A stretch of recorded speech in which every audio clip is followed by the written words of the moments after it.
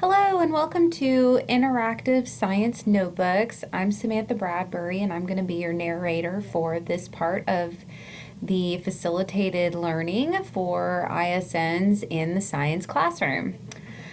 So let's go ahead and get started. This first portion, what we're going to look through is actually getting the scientific notebook set up.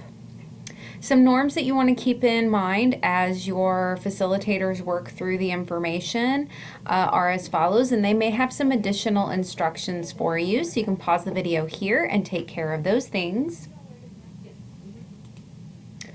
The first thing in setting up an ISN is actually modeling the ISN. Your facilitators have some mini ISNs to create with you, and they will explain how to do that. So you can pause the video here, create your mini ISNs, and facilitators, when you see that your participants are just about finished, you can go ahead and move on. So the first thing we need to do is add moon phase buddies into your ISN. So go ahead, your facilitators are going to pass those out, talk to you a little bit about how to put them in your mini ISNs and how to utilize them. There's some general instructions here on the screen for you to read, and again, please listen to your facilitators as they walk through this piece of the professional development. The moon phase buddies are designed to help mix up your class. It allows students to regroup in an organized fashion without you really saying a whole lot. If you notice, the moon buddies are all on different phases of the moon, and you're going to want to exchange names on the moon buddies. So your facilitators are going to model that for you now. So you can go ahead and pause the video, and once everyone has had a chance to go around the room and fill out their moon phase buddies, you can resume the video. The main key ideas to remember when it comes to interactive notebooks, and any veteran ISNer will tell you that interactive notebooking really does make a difference. It helps in a variety of ways, and these are just a few of the ones that we've highlighted for you here. Students are actively engaged in thinking and communicating. They're showing their thinking, and they're making that visible to not only you, but also to their classmates. The students feel ownership because they are creating meaningful knowledge for themselves. So they are claiming that information that they're finding out as you put the learning back in their lap. There is no right or wrong way to do interactive notebooks. You'll see a variety of forms out there on the internet in the classrooms with your colleagues. But there is a general format that we like to follow, as it's good for the human brain. So we'll get into that in part 2. You can modify the ways that you're using them based on the needs of your students and for your class. So what might work for one teacher might not work for another. Same thing with your students. It's okay to allow your students to adjust slightly their interactive notebooks so it makes them the owner of that notebook and learning more fun. So what the interactive notebooks really do, based on research, is that we know that they are used for both visual and linguistic intelligences. Note-taking becomes an active process. It's not just listening to the teacher talk and write everything down that's on the screen. They actually interact with the information. It's used as a resource instead of just a place to write things down.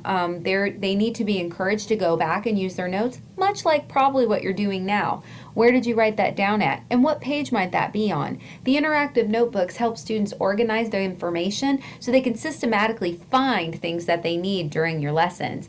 And ultimately, the notebooks become a portfolio for individual learning. What does that mean? Well, for some students, they actually hang on to these notebooks even after they've left your class. It is documentation of everything that they did and all of the learning that they're doing, and it can also be used as a communication tool to send home, so your parents know exactly what your students have been doing in class from day to day. So today you will create an ISN to record information. We're working on that now. You should already have that mini ISN built, and later you can use it as a visual to model for your students and get started.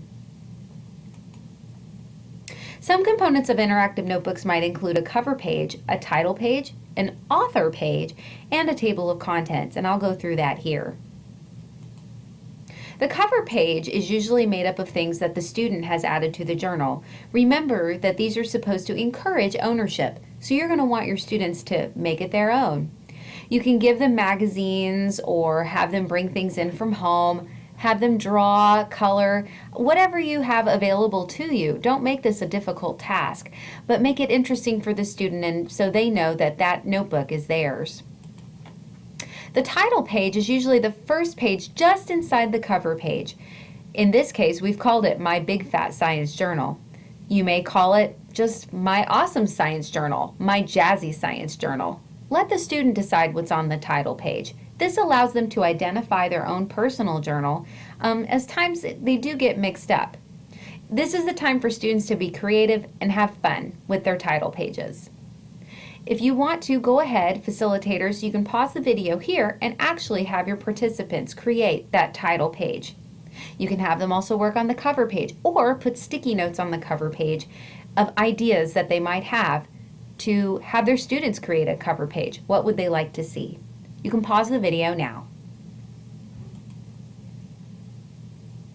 Reserve 2 pages, and for this case we only really need 1, for a table of contents.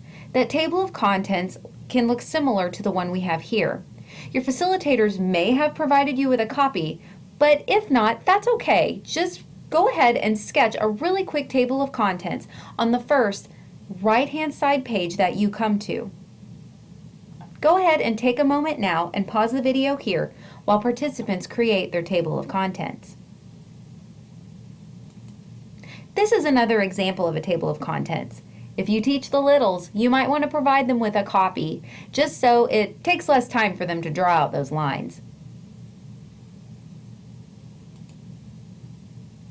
There's other tips and tricks for teaching the littles when it comes to interactive notebooking.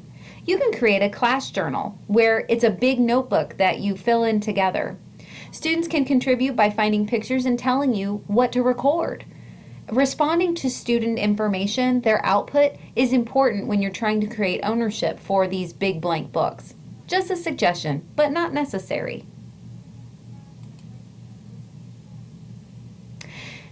This is the end of part 1. This is where we'll pick up for part 2, but I am going to leave you with this question. How are ISNs different than the journaling we currently do? Thanks, and I hope to see you back in a little bit.